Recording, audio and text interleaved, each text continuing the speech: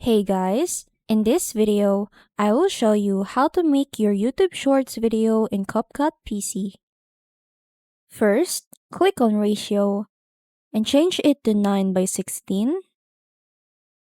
Now, change the scale to 312. Now, the main problem is our subject is now out of the frame. To solve that issue, we only need to add a keyframe. First, adjust your video where the subject appears and simply add a keyframe at the beginning of the video. Next, play the video and continue to adjust your subject in the middle of the frame.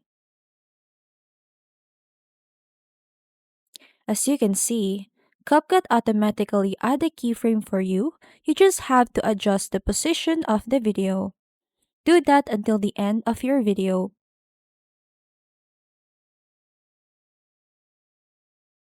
Now, here is the result of our edit. Now, once you're done, you just have to click on Export at the top right corner.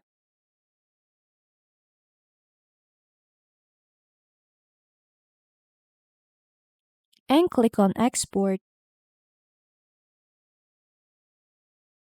And that's how you make a YouTube Shorts videos in CapCut PC. Thanks for watching and I'll see you in the next one.